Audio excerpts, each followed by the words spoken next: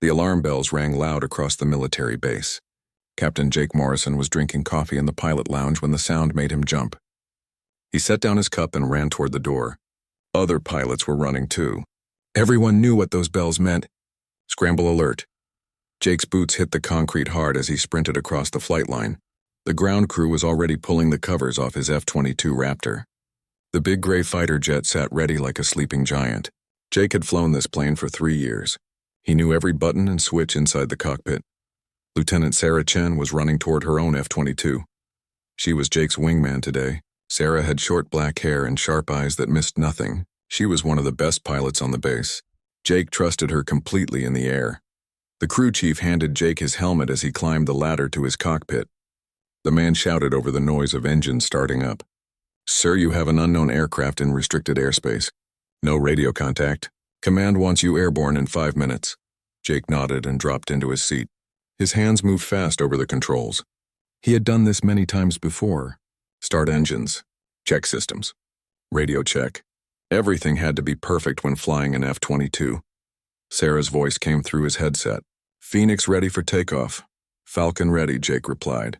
He used his call sign like all military pilots did. In the air, he was not Jake Morrison. He was Falcon. The control tower gave them permission to take off. Jake pushed the throttles forward. The twin engines behind him roared to life. The F-22 shot down the runway like a rocket. In seconds, he was climbing into the blue sky above Maryland. Sarah stayed close beside him. Her F-22 looked small against the clouds, but Jake knew it was one of the most powerful fighter jets in the world. These planes could fly faster than sound. They could turn and climb better than any other fighter. And they were almost invisible to enemy radar. The radio crackled in Jake's ear. "Falcon, this is control. Your target is bearing 090, distance 40 miles. Aircraft appears to be a large civilian airliner. No radio response for the past 20 minutes. Jake looked at his radar screen. A green dot showed the unknown aircraft flying east toward Washington, D.C. That was bad. Very bad. The airspace around the capital was the most protected in America. No civilian planes were allowed there without permission. "Could be a hijacking," Sarah said over the radio. Her voice was calm but serious. Jake thought the same thing. Since the terrorist attacks years ago, any plane that went silent near Washington was treated as a threat. His job was to find the aircraft and figure out what was happening. If needed, he might have to force it to land. If it was really a terrorist attack, he might have to shoot it down. The thought made his stomach tight. Jake had trained for this mission many times, but he had never actually had to do it. He hoped today would not be the first time. "Target contact," Sarah called out. "I see it on radar." Jake looked ahead through his cockpit window. At first he saw only blue sky and white clouds. Then he spotted it, a large aircraft flying steady and level.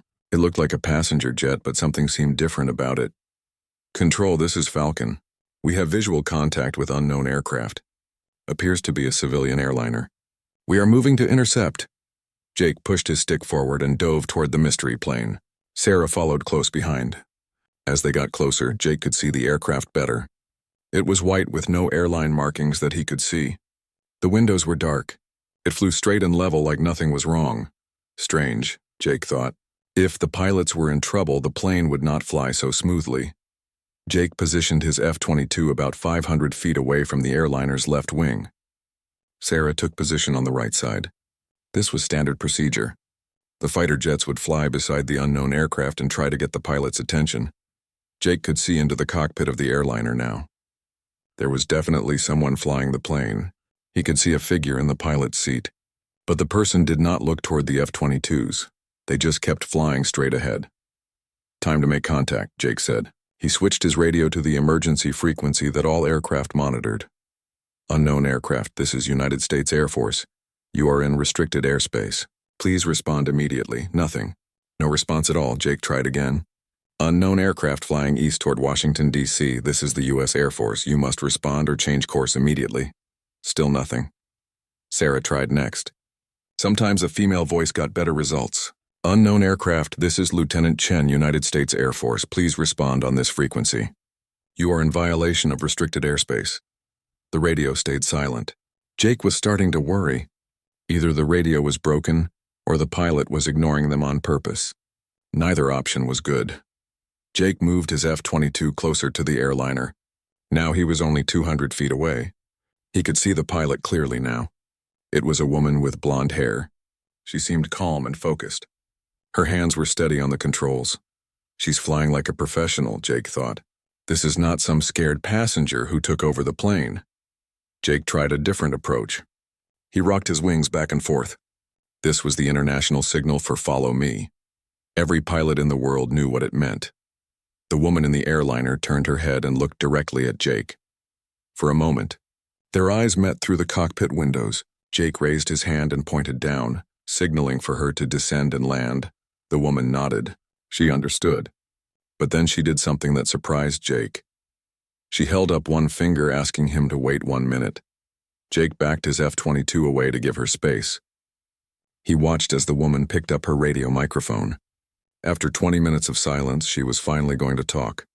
The radio in Jake's helmet crackled to life. But when the voice came through, it was not what he expected at all. The voice that came through Jake's headset was clear and calm. It was a woman's voice, but it sounded different from what he expected. This was not a scared passenger or confused pilot. This voice had authority. It sounded like someone who belonged in a military cockpit. United States Air Force fighters, this is passenger 127. I copy your position. Jake felt his blood turn cold. He looked over at Sarah's F-22 flying beside the mystery aircraft. Even through her helmet visor, he could see the shock on her face. They both heard the same thing. The woman had used a call sign. Passenger 127 was definitely a military call sign, but that made no sense. This aircraft looked like a civilian airliner. It had no military markings, and Jake knew every active call sign in the Air Force. He had never heard of Passenger 127 before. Jake keyed his radio with shaking fingers. Passenger 127, please identify your aircraft type and destination. You are flying in restricted airspace without authorization. The response came back immediately. Falcon, I am aware of my position. I am on official business and request immediate landing clearance at Andrews Air Force Base. Jake's mouth fell open. The woman knew his call sign. She called him Falcon, even though he had never told her his name. Only military pilots used call signs like that, and she was asking to land at Andrews, one of the most secure military bases in America. How does she know my call sign? Jake wondered. His mind raced through possibilities. Maybe she was military after all. But if so, why was she flying a civilian aircraft? And why had she been silent for so long? Sarah's voice came through on their private channel. Jake, this is getting weird. That woman sounds like one of us, Jake agreed. The woman's radio procedure was perfect. She spoke with the confidence of an experienced military pilot, but nothing else added up. Control, this is Falcon, Jake called to the air traffic controllers back at base. Unknown aircraft claims call sign passenger 127 and request landing at Andrews. Can you verify this call sign? There was a long pause before control responded. Falcon, stand by. We are checking our database, Jake waited. He kept his F-22 in formation with the mystery aircraft. The woman pilot seemed relaxed and professional. She flew the big plane like she had been doing it for years. Her movements were smooth and precise. Minutes passed. Finally, control came back on the radio. But the response was not what Jake expected. Falcon, we cannot discuss details of call sign passenger 127 on this frequency. You are ordered to maintain your current position and escort the aircraft to Andrews Air Force Base. Do not ask any more questions. Jake stared at his radio. In 10 years of flying, he had never heard a response like that. Air traffic control always answered questions about aircraft identification. It was their job. But now they were telling him to stop asking. Sarah must have heard the same thing. Her voice was tight with confusion. What the hell is going on here? Jake did not know. But the orders were clear. Escort the aircraft to Andrews and ask no questions. He had been a military pilot long enough to know when something was classified above his level. This was one of those times. Passenger 127, this is Falcon. We are cleared to escort you to Andrews Air Force Base. Please follow our lead. Copy, Falcon. Thank you for the escort. It has been a long flight. Something in the woman's voice caught Jake's attention. She sounded tired. Not just tired from flying, but tired in a deeper way, like someone who had been carrying a heavy burden for a very long time. Jake turned his F-22 toward Andrews Air Force Base. The mystery aircraft followed smoothly. Sarah took position on the other side. They flew in perfect formation through the afternoon sky. As they flew, Jake studied the aircraft more carefully. At first glance, it looked like a normal passenger jet, but now he noticed things that seemed wrong. The windows were too dark. The shape was slightly different from any airliner he knew, and it moved too smoothly for such a large aircraft. "Sarah, take a close look at that plane," Jake said on their private channel. "Does something seem off to you?" Sarah moved her F-22 closer to the mystery aircraft.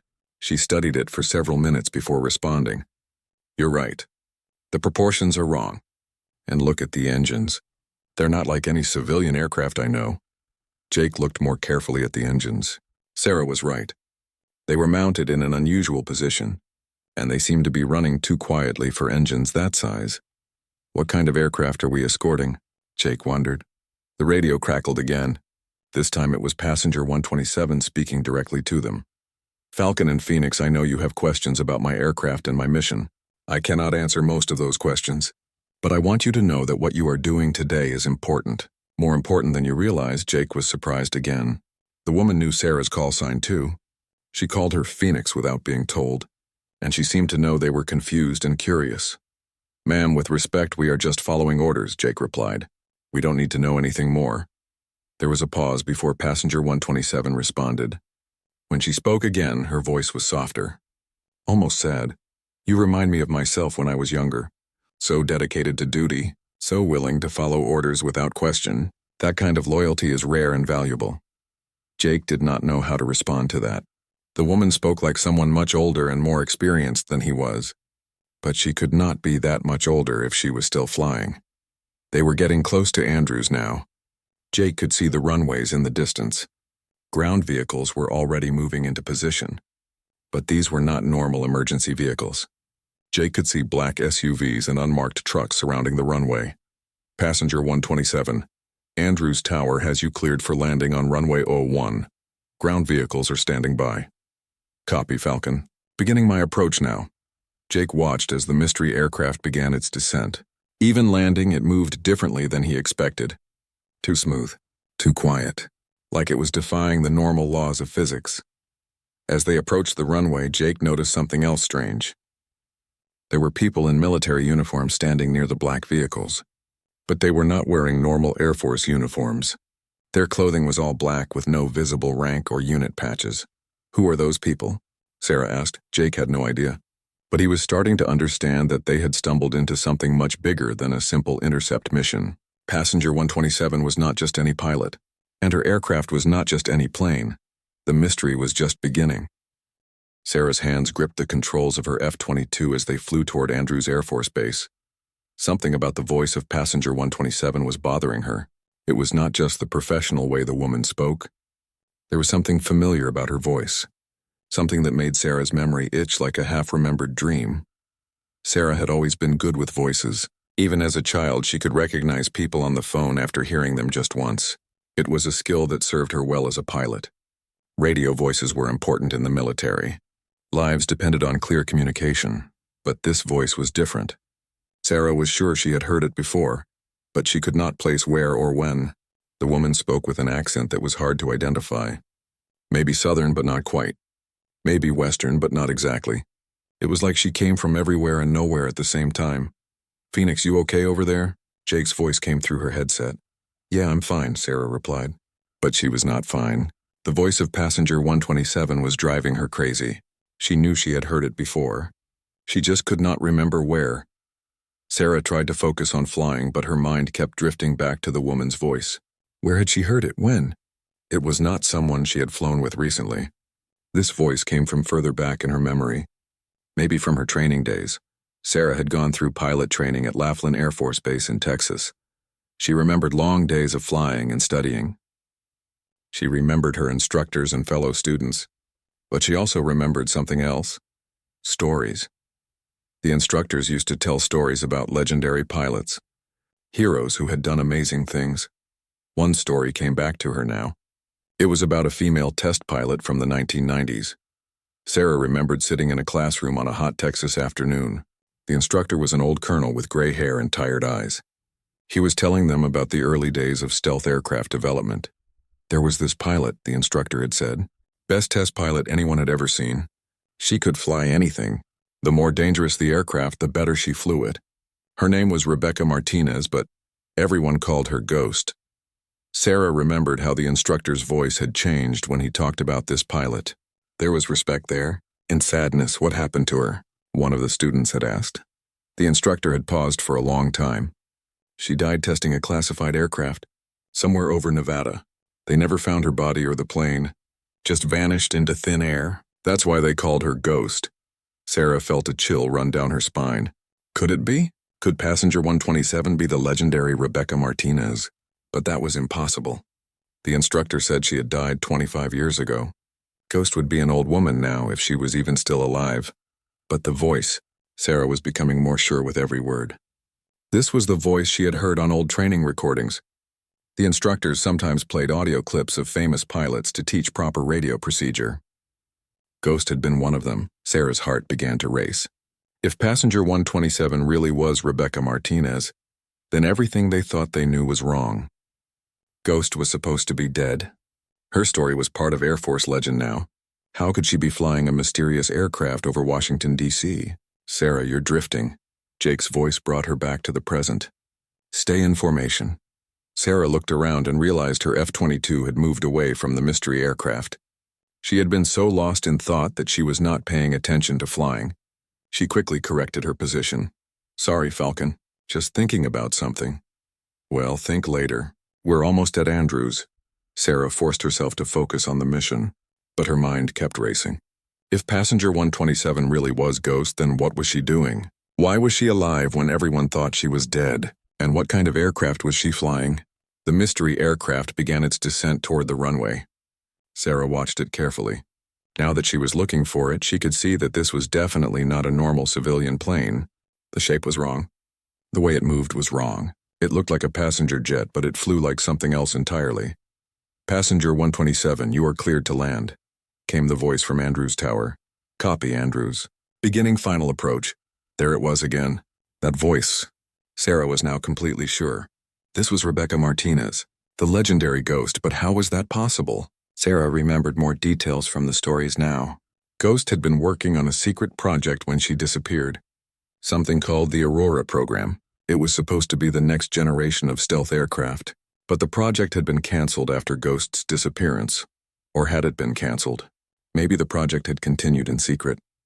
Maybe Ghost had not died at all. Maybe she had been working on classified missions for the past 25 years.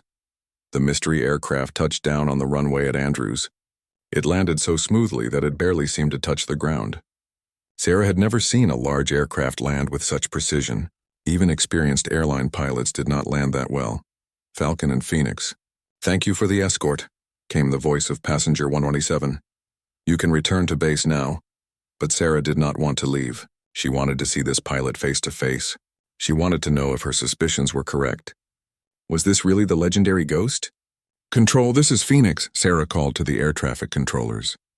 Request permission to land at Andrews for refueling. There was a pause. Then Control came back with a sharp response. Negative, Phoenix. You are ordered to return to base immediately. No delays. Sarah felt disappointed, but she understood. Whatever was happening with passenger 127 was classified. She and Jake were not supposed to see any more than they already had. As they flew away from Andrews, Sarah looked back at the mystery aircraft. Ground vehicles were surrounding it now. People in black uniforms were walking toward the plane. In a few minutes, passenger 127 would climb out of the cockpit. Sarah wondered what she would look like. Would she be the same woman who had disappeared 25 years ago? Would she look older? Would she look tired from whatever mission she had been on? Jake, Sarah said over their private radio channel. I think I know who that pilot is. Who? Sarah hesitated. What she was about to say sounded crazy. I think it's Rebecca Martinez, Ghost. There was a long silence. Then Jake laughed. Sarah, Ghost died 25 years ago. Everyone knows that story. I know it sounds impossible, but I recognize her voice. And think about it. Who else could fly an aircraft like that? Who else would have a classified call sign that Control won't talk about? Jake was quiet for a moment. Sarah could almost hear him thinking. Finally, he spoke again. If you're right, then what we just saw is bigger than anything we've ever been part of. Sarah nodded. even though Jake could not see her. "I think we just met a legend. Someone who's been dead to the world for 25 years but never stopped serving." As they flew back to their home base, Sarah kept thinking about the woman they had just escorted. If she was right, if passenger 127 really was Ghost, then what kind of mission had she been on? Where had she been flying for all these years? And why was she coming out of hiding now? Sarah had a feeling they would never know the answers to those questions. Some secrets were too big to share. But she felt honored to have been part of whatever had just happened. Even if she never learned the whole truth, she would always remember the day she escorted a legend home. Jake kept his F-22 in tight formation with the mystery aircraft as they approached Andrews Air Force Base. But the closer he looked at the plane beside him, the more confused he became. At first glance, it looked like a normal passenger jet. But nothing about it behaved normally. The aircraft was flying at 35,000 feet. Most civilian airliners cruised at that altitude without any problems, but this plane was doing things that should have been impossible at that height. It changed direction without banking. It climbed and descended without changing engine power. It was like the normal rules of flying did not apply to it. Jake watched carefully as the aircraft made a slight turn to the left. A normal airliner would have to bank its wings to turn. The bigger the plane, the more it had to lean into the turn. But this aircraft barely tilted at all. It just changed direction like it was sliding sideways through the air. That's not right, Jake thought. No aircraft can turn like that.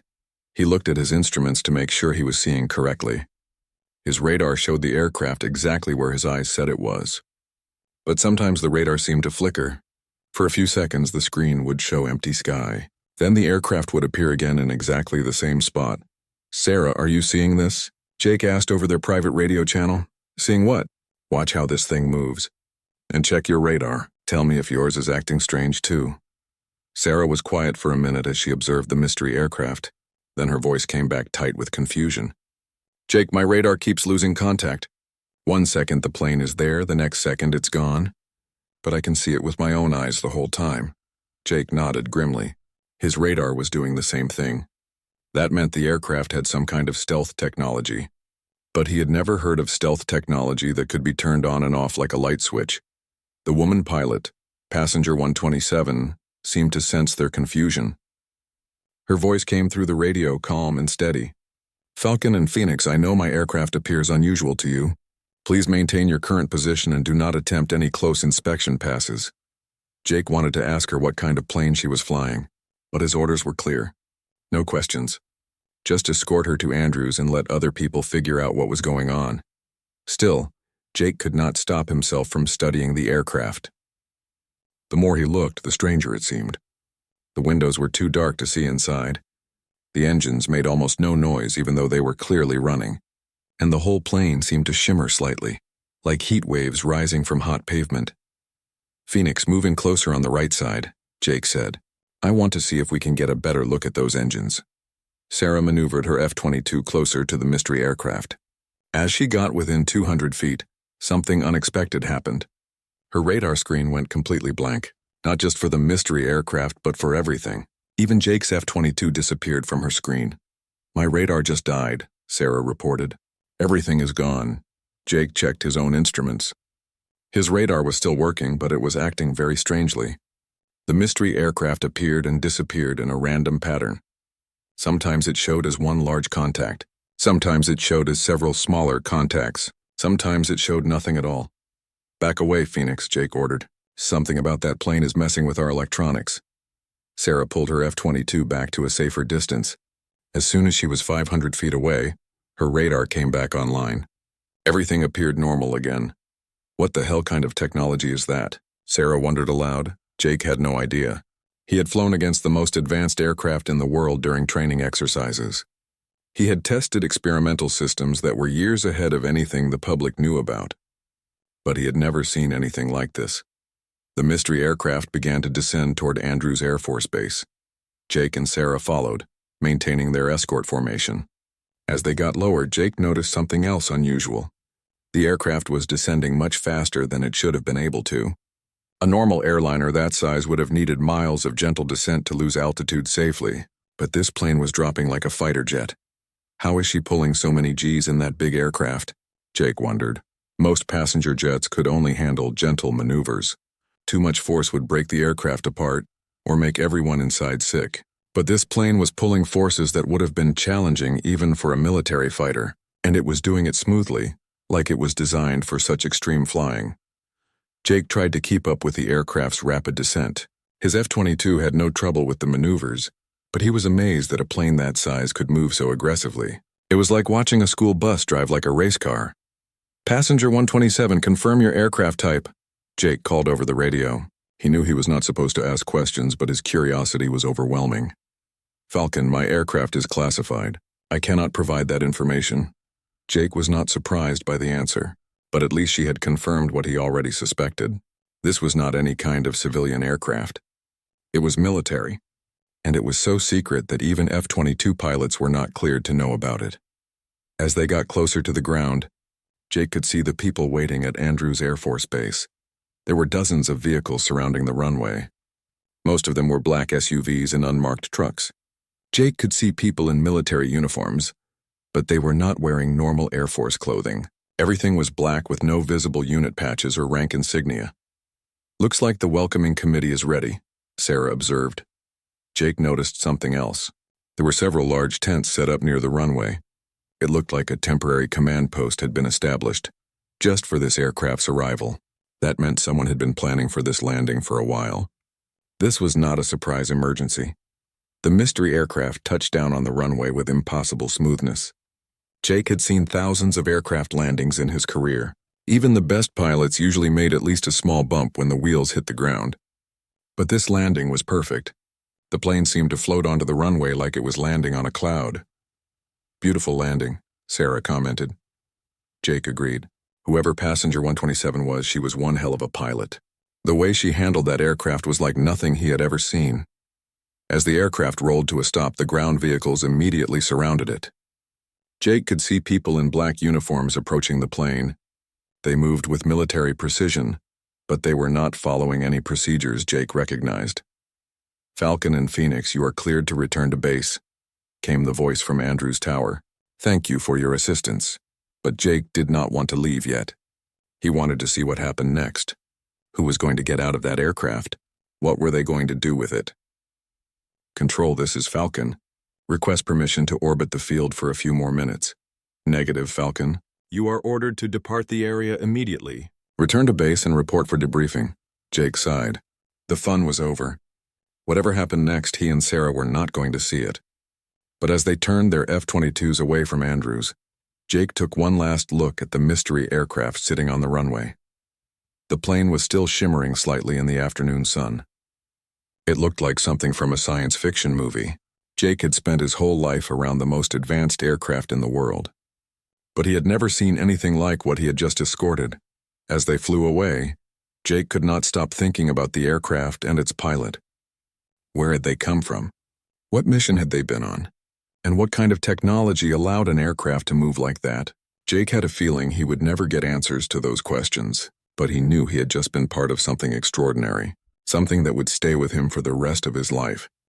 Jake and Sarah were just beginning their turn away from Andrews Air Force Base when passenger 127's voice came through their headsets one more time. But this time, she was not talking to air traffic control or following military radio procedures. She was talking directly to them, and her voice sounded different. More personal. More human. "Falcon and Phoenix, please hold your position for one more minute. I know you have questions about what you just witnessed. I think you deserve some answers." Jake looked over at Sarah's F-22 flying beside him. Even through her helmet visor, he could see her surprise. They had both assumed their part in this mission was over. Now it seemed like passenger 127 wanted to tell them something more. "Ma'am, we're under orders to return to base," Jake replied carefully. He did not want to disobey direct orders, but he was intensely curious about what she might say. "I understand. But what I'm about to tell you is important. More important than you know. Please give me 60 seconds. Jake made a quick decision. He leveled his F-22 and began a slow orbit around Andrews. Sarah followed his lead. Whatever passenger 127 wanted to say, Jake was going to listen. "My real name is Colonel Rebecca Martinez. Most people knew me as Ghost. Officially, I died in an aircraft accident 25 years ago over the Nevada desert. But that was a cover story. I've been alive and flying classified missions ever since." Jake felt his mouth go dry. Sarah had been right. Passenger 127 really was the legendary Ghost. But how was that possible? And why was she telling them now? Ghost continued speaking, her voice steady but tired. The aircraft you just escorted is called Aurora. It's been in development since the early 1990s. I've been its primary test pilot and operator for over 2 decades. Very few people in the government even know it exists. Jake stared at the mystery aircraft sitting on the runway below. Aurora. He had heard rumors about that program during his time at test pilot school. Most people thought it was just a myth, a story about a super-secret aircraft that could do impossible things. But here it was, real and sitting right in front of him. The Aurora project required complete secrecy, Ghost explained. So the Air Force faked my death. I became a ghost in every sense of the word. No official record, no family contact, no normal life. Just me and Aurora flying missions that never officially happened. Sarah's voice came through the radio, filled with emotion. Ma'am, why are you telling us this? This has to be the most classified information in the military. Ghost was quiet for a moment before answering. Because today's mission was my last one. After 25 years, I'm finally coming in from the cold. And because you two remind me of who I used to be. Young pilots with honor and dedication. You deserve to know that your service today mattered. Jake felt a chill run down his spine. What kind of mission were you on, ma'am? I can't give you all the details. But I will say this. 3 days ago, intelligence agencies discovered a terrorist plot to attack multiple targets in the United States. The attack was planned for this weekend. Thousands of people would have died. Ghost paused, and Jake could hear the weight of exhaustion in her voice. Aurora and I were sent to intercept key intelligence about the plot. We've been flying for 3 days straight, gathering information from sources all over the world. What we learned stopped the attack. But my aircraft was damaged during the final phase of the mission. Is that why you came out of hiding? Sarah asked. Because Aurora was damaged? Partly.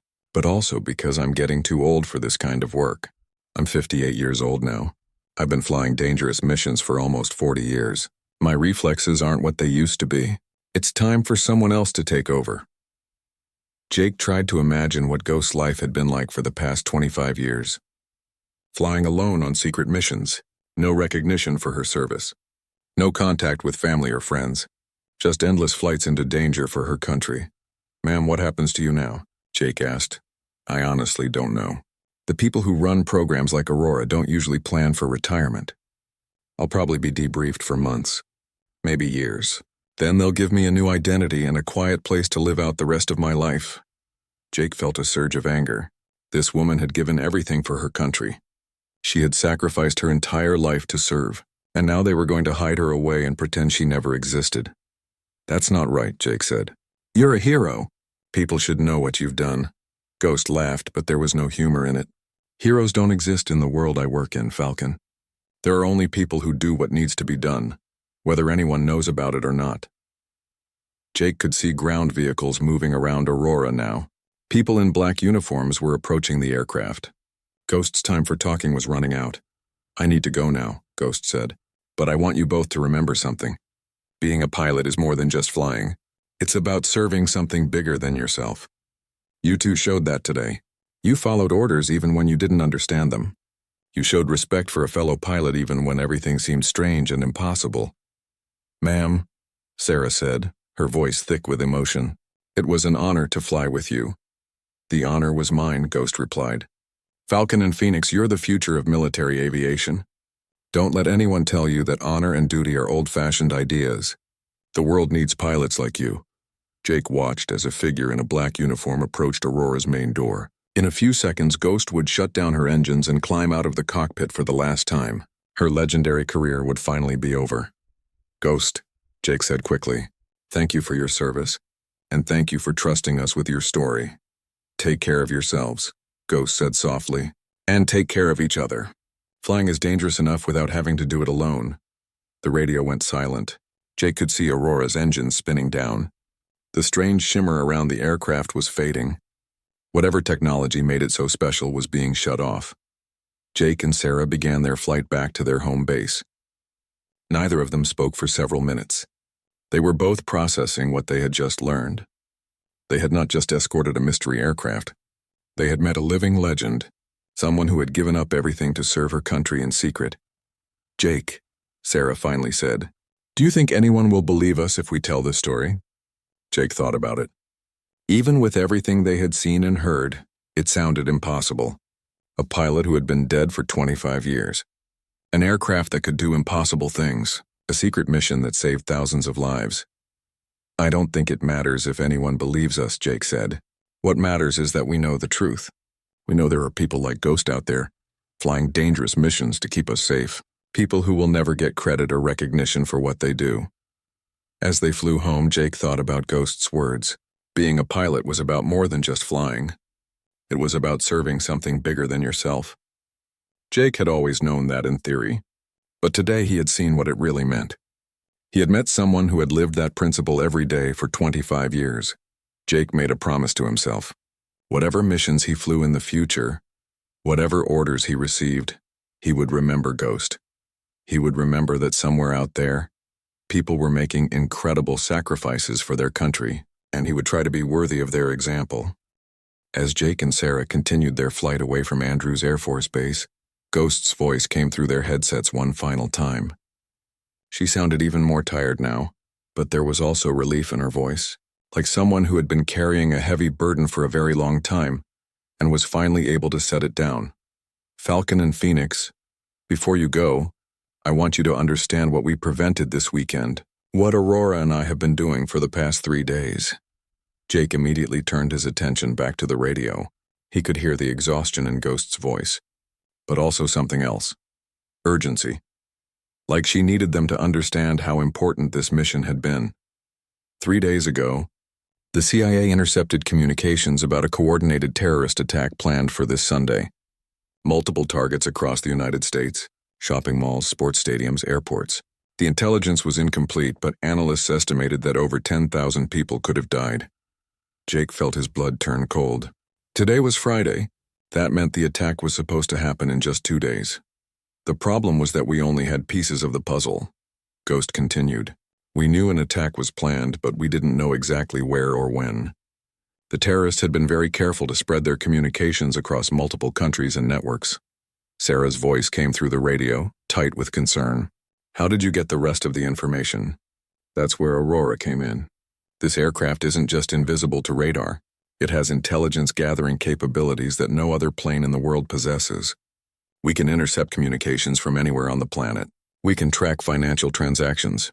We can even monitor internet traffic in real time." Jake was amazed. He had always known that military aircraft could do incredible things, but this was beyond anything he had imagined. Aurora was not just a stealth aircraft. It was like a flying spy satellite. "For the past 3 days, Aurora and I have been flying a pattern that took us over 17 different countries. We intercepted terrorist communications from Syria, tracked money transfers through banks in Dubai, and monitored internet traffic from servers in Pakistan." Ghost paused, and Jake could hear the sound of Aurora's engine spinning down in the background. Her aircraft was finally shutting down after 3 days of continuous flight. "We discovered that the terrorists had planned to hit 6 different targets simultaneously. 2 shopping malls in California, a football stadium in Texas, an airport in Florida, a subway station in New York, and a school in Virginia." Jake felt sick to his stomach. A school. These terrorists had been planning to attack children. The beauty of their plan was that each cell only knew about their own target, Ghost explained. Even if one group was caught, the others could still carry out their attacks. But Aurora's intelligence capabilities allowed us to track all of them at once. "What happened to them?" Sarah asked. "FBI and local police forces raided all 6 locations this morning. They arrested 37 people and seized enough explosives to level city blocks. The attack has been completely stopped." Jake felt a wave of relief wash over him. Thousands of innocent people were safe because of Ghost's mission. Children would go to school on Monday. Families would shop and attend football games without fear, all because one pilot and one incredible aircraft had spent 3 days flying around the world gathering intelligence. But the mission came at a cost. Ghost continued, her voice growing more serious. "During our final intelligence-gathering flight over Syria, we were detected by enemy radar. They launched surface-to-air missiles at us." Jake's hands tightened on his controls. He had been shot at by enemy missiles before. It was one of the most terrifying experiences a pilot could face. Aurora's stealth technology kept us from being destroyed, but we took damage from the missile explosions. Our fuel system was hit. We've been flying on backup power for the past 6 hours. That explained why Ghost had finally broken her radio silence when Jake and Sarah intercepted her. She had not been ignoring them earlier. She had been trying to conserve power and make it back to the United States before her aircraft failed completely. "Ma'am, how close did you come to not making it home?" Jake asked. Ghost was quiet for a moment. "Very close. If you two hadn't intercepted me when you did, I might have had to attempt an emergency landing in civilian territory. That would have been problematic." Jake understood what she meant. Aurora was so classified that even other military pilots were not supposed to see it. If Ghost had been forced to land at a civilian airport, it would have created a massive security crisis. "Your escort gave me the confidence to push Aurora to its limits," Ghost said. "I knew that if something went wrong, you two would be there to help coordinate a safe emergency landing." Jake felt proud to have played even a small part in such an important mission. He and Sarah had not just escorted a mystery aircraft.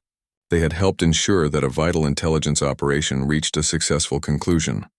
"Ghost," Sarah said, "what will happen to Aurora now that it's damaged?" "Aurora will be repaired and upgraded. There will be other missions, other pilots. The program is too important to end just because one aircraft took damage." Jake wondered who would replace Ghost as Aurora's pilot. Whoever it was would have enormous shoes to fill. Flying missions like this required not just exceptional skill, but incredible dedication and sacrifice. "The new pilot will be younger," Ghost said, as if reading Jake's thoughts. "Someone who can handle the physical demands of long-duration flights and high-stress missions. Someone like you two, actually." Jake felt a chill run down his spine. Was Ghost suggesting that he or Sarah might be chosen for the Aurora program? The idea was both thrilling and terrifying. "Ma'am, what kind of person does this job?" Sarah asked. Ghost took a long time to answer. When she spoke, her voice was soft and thoughtful. "Someone who understands that some things are more important than personal recognition or glory. Someone who can live with secrets. Someone who can sacrifice everything for their country and never expect thanks or acknowledgement." Jake thought about what that would mean. To disappear from the world like Ghost had. To give up family, friends, normal life. To fly alone on dangerous missions for years or even decades. "It's not a life I would recommend to anyone," Ghost said honestly. "But it's a life that someone has to live. The world is full of threats that most people never hear about. Someone has to stand guard against them." Through his cockpit window, Jake could see the lights of Washington, D.C. in the distance. Millions of people were going about their normal lives, completely unaware that they had almost been the victims of a massive terrorist attack. They did not know about Ghost or Aurora, or the mission that had saved them. "The hardest part is not the danger," Ghost continued. "It's the loneliness. Flying these missions alone year after year. Never being able to share your experiences with anyone. Never being able to tell your family what you really do for a living." Jake could not imagine living like that. His family was proud of his service as an F-22 pilot. His friends respected his military career. The idea of giving all that up and becoming a ghost was almost unthinkable. "But there are rewards too," Ghost said, her voice becoming stronger. "Knowing that your work matters, knowing that you've saved lives, knowing that you've served your country in the most meaningful way possible." As they approached their home base, Jake reflected on everything Ghost had told them. He had always thought his job as an F-22 pilot was important, but Ghost's work was on a completely different level.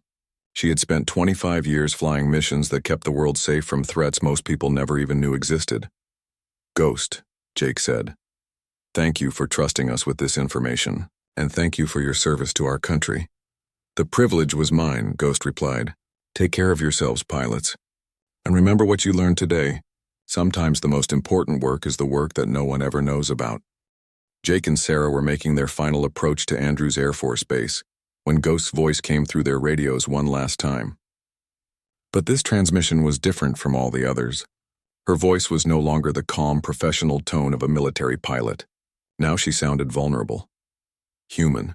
Like someone who had been strong for so long that she had almost forgotten how to be anything else.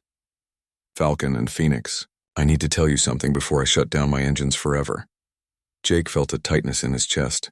The way Ghost said "forever" made it clear that this really was the end of her flying career. After 40 years in the cockpit, she was finally hanging up her helmet. I've been flying alone for 25 years, Ghost continued. Most of that time I convinced myself that I didn't need human connection, that the mission was enough, that serving my country was the only thing that mattered. Ghost paused, and Jake could hear her taking a deep breath over the radio. But today, flying with you two, even for just a short time, reminded me what I gave up. The camaraderie, the shared experience of flight, the knowledge that someone else understands what it means to put your life on the line for others. Sarah's voice was soft when she responded, "Ma'am, you were never really alone. Every pilot in the Air Force knows the story of Ghost. You inspired all of us even if we didn't know you were still alive." "Thank you for saying that, Phoenix. But inspiration from a distance isn't the same as having wingmen you can trust, people who have your back when things get dangerous." Jake looked out his cockpit window at Aurora sitting on the runway below. The aircraft's strange shimmer was completely gone now. It looked like a normal, if unusual, airplane. But Jake knew it was much more than that. It was the end of an era. The final chapter in one of the most remarkable careers in military aviation history. "I want you both to know," Ghost said, "that escorting me home today was more than just following orders. You were part of something important. Something that will probably never be written in any history book, but that mattered more than most things that will be." Jake could see ground personnel approaching Aurora now. Men and women in black uniforms were setting up a perimeter around the aircraft. In a few minutes, Ghost would climb out of her cockpit for the last time. Her legendary career would be over. "Ma'am," Jake said, his voice thick with emotion, "it has been the greatest honor of my flying career to share the sky with you today." "Mine too," Sarah added. "You represent everything that's best about military aviation. Skill, courage, dedication, and sacrifice." Ghost was quiet for a long moment. When she spoke again, her voice was barely above a whisper. "In 25 years of flying classified missions, no one has ever thanked me. No one has ever acknowledged what I've done. I became a ghost in every sense of the word. But today you two made me feel like a pilot again, like I was part of something bigger than just one person flying alone." Jake felt tears welling up in his eyes. He had always known that military service required sacrifice, but he had never truly understood what that meant until today. Ghost had given up everything. Her identity, her family, her normal life. She had become a legend, but at the cost of becoming human. "We're the ones who should be thanking you," Jake said, "for 25 years of service that we'll never fully understand. For missions that saved lives we'll never know about. For being the kind of pilot that the rest of us can only aspire to be." Through his cockpit window, Jake could see a figure approaching Aurora's main door. It was time for Ghost to shut down her engines and end her final flight. But suddenly Jake felt like words were not enough. This moment called for something more. Something that would honor not just Ghost's career, but everything she represented. "Sarah," Jake said over their private radio channel, "I know this is against regulations, but I think this situation calls for something special. What do you have in mind?" Jake took a deep breath. What he was about to suggest could get them both in trouble. Military aircraft were not supposed to perform ceremonial maneuvers without authorization. But this was not a normal situation. "I think we should salute her. A proper military salute from our aircraft." Sarah was quiet for a moment. Jake could almost hear her thinking through the implications. Then her voice came back strong and clear. "I agree. This woman deserves every honor we can give her." Jake keyed his radio to speak directly to Ghost. "Ma'am, would you do us the honor of accepting a salute from your escort?" Ghost's voice came back confused. "Falcon, you don't need to do anything special. Just seeing you two fly with professionalism and skill has been honor enough." "With respect, ma'am, we disagree." Jake pulled his F-22 into a steep climb directly over Aurora. Sarah followed close behind. They climbed until they were 1,000 feet above the runway, then turned back toward the aircraft sitting below. "What are you two doing up there?" Ghost asked. Jake did not answer with words. Instead, he and Sarah began a synchronized dive toward Aurora. As they approached, they pulled their F-22s into tight formation and executed a perfect flyby directly over Ghost's aircraft. At the exact moment they passed overhead, both pilots raised their right hands in crisp military salutes. It was a gesture that broke every regulation in the book. Fighter pilots were not supposed to take their hands off the controls during precision flying. They were not supposed to perform unauthorized ceremonial maneuvers. They were definitely not supposed to do either of those things without permission from air traffic control. But in that moment, None of those regulations mattered. Jake and Sarah were not just F-22 pilots following orders. They were military aviators honoring one of their own. Someone who had given everything for her country and asked for nothing in return. As they pulled out of their dive and climbed back to altitude, Jake could hear Ghost's voice over the radio. For the first time since they had met her, she sounded like she was crying. "Thank you," she whispered. "In 40 years of military service, that's the most beautiful thing anyone has ever done for me." Jake felt a lump in his throat. He looked over at Sarah's F-22 flying beside him. Even through her helmet visor, he could see that she was crying too. "It was our privilege, ma'am," Sarah said. "You've earned the respect of every pilot who has ever served." As they flew away from Andrews for the final time, Jake looked back at Aurora sitting on the runway. Ground personnel were now swarming around the aircraft. Soon Ghost would climb out and begin whatever came next in her life. But for this one moment, she had received the recognition she deserved. Not from generals or politicians, but from fellow pilots who understood what it meant to serve. "Jake," Sarah said softly, "do you think we'll ever see her again?" Jake thought about it. Ghost was about to disappear into whatever life awaited retired pilots from black programs. She would probably get a new identity and fade into anonymity. The world would go back to thinking she had died 25 years ago. "Probably not," Jake said, "but I don't think that matters. What matters is that we were here today. We were part of her story, and she was part of ours." As they headed home, Jake thought about the salute they had just given. It was a small gesture, really. Just two pilots raising their hands for a few seconds, but it represented something much bigger.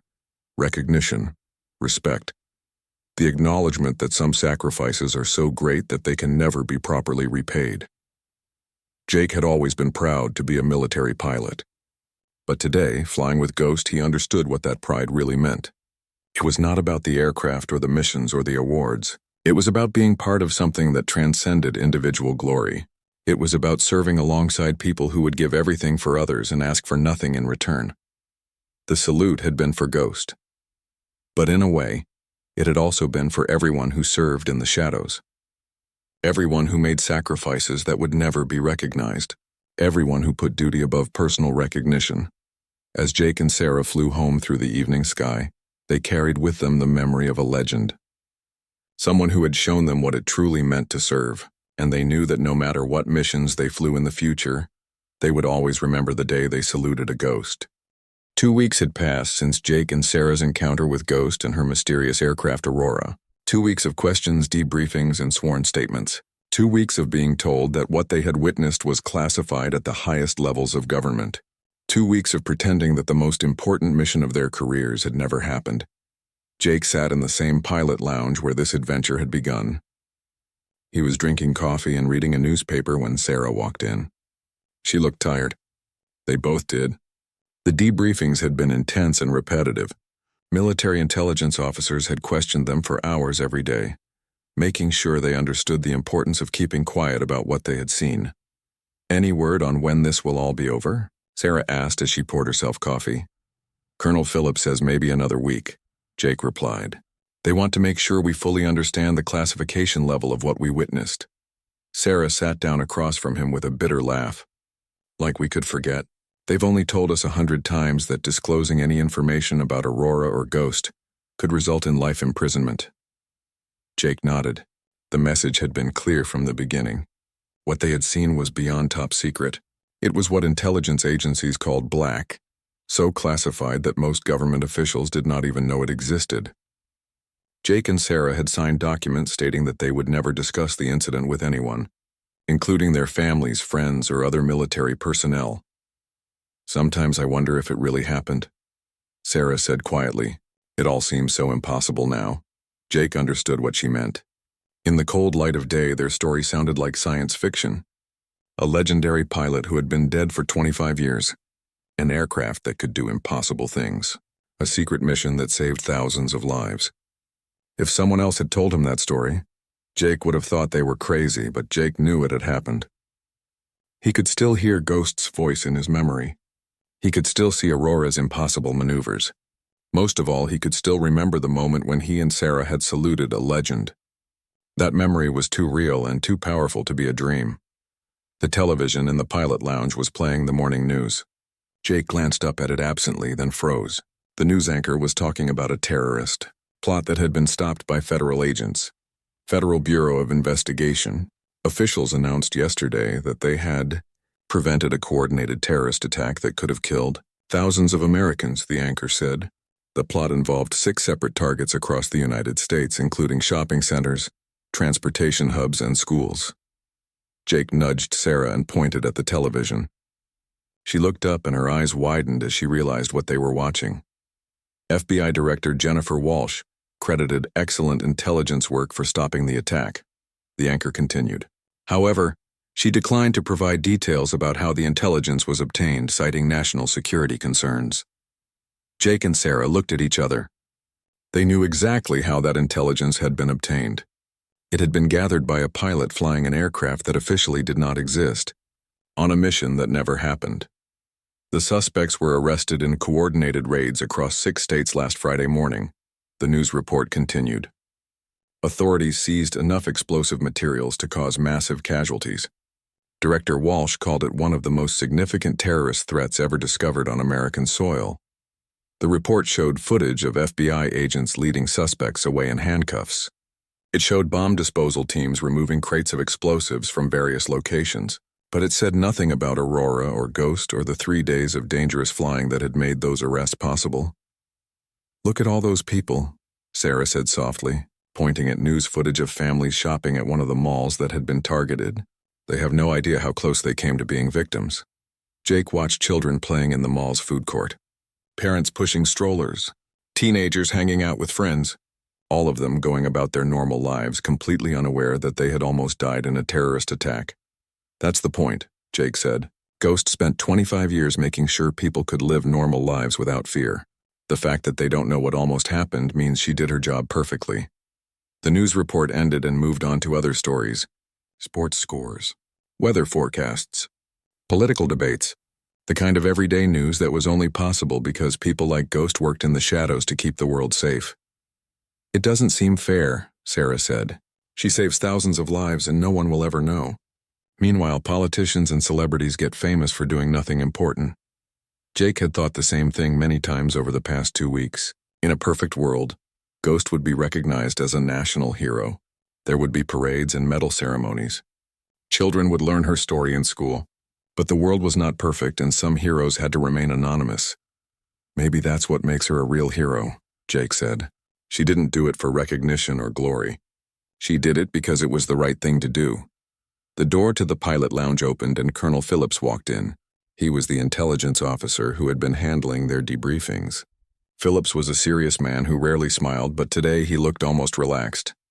"Morrison, Chen, I have good news," Phillips said. "Your debriefings are complete. You're both cleared to return to normal flight operations." Jake felt a wave of relief. For 2 weeks, he and Sarah had been grounded while intelligence officers made sure they understood the importance of secrecy. Now they could finally get back to flying. "However," Phillips continued, "I need to remind you one final time that everything you witnessed 2 weeks ago remains classified at the highest level. You cannot discuss it with anyone ever." "We understand, sir," Jake and Sarah said together. Phillips studied them carefully. "I hope you do. What you saw that day was the result of decades of work by some of the most dedicated people in our government. Their sacrifice and service must be protected." Jake thought about Ghost sitting in her cockpit after 40 years of flying. Alone, tired, but still dedicated to her mission. She was the kind of person Phillips was talking about. Someone who had given everything for her country and asked for nothing in return. "Sir," Sarah said, "can you tell us what happened to the pilot of that aircraft?" Phillips shook his head. "That information is not available to you, but I will say this, that pilot has been taken care of. People who serve our country at that level are not forgotten, even if their service cannot be publicly acknowledged." Jake hoped that was true. He hoped Ghost was somewhere safe and comfortable, finally able to rest after a lifetime of dangerous missions. She deserved peace and happiness even if she could never have recognition. Phillips left them alone in the pilot lounge. Jake and Sarah sat in silence for a while, both lost in their own thoughts. Finally, Sarah spoke. "Do you think we'll ever have a mission that important again?" Jake considered the question. Most military flights were routine. Training missions, transport flights, patrols that encountered nothing unusual. The chances of being part of something as significant as stopping a terrorist attack were very small. Probably not, Jake said honestly, but that doesn't make our regular missions less important. Every flight we make helps keep our country safe. Every hour we spend training makes us better pilots. Even if we never have another mission like that one, we're still serving our country. Sarah nodded. Ghost said that being a pilot is about serving something bigger than yourself. I think I understand that better now, Jake agreed. Before meeting Ghost, he had thought of his military service in terms of his own career and achievements. Now he understood that it was about something much larger.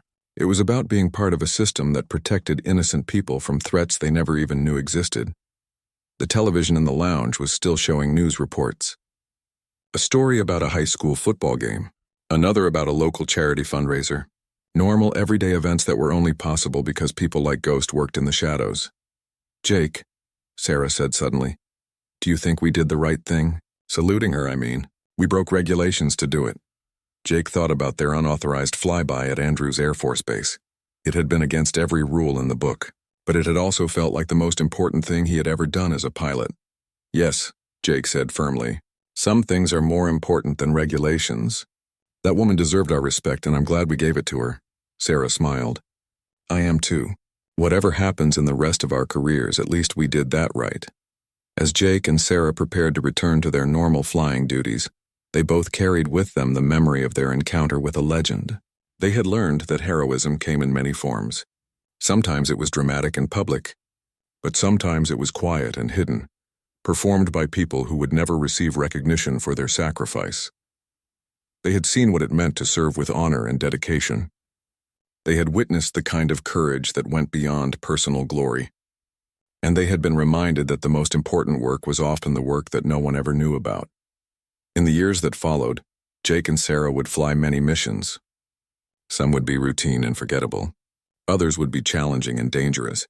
But they would always remember the day they escorted a ghost home.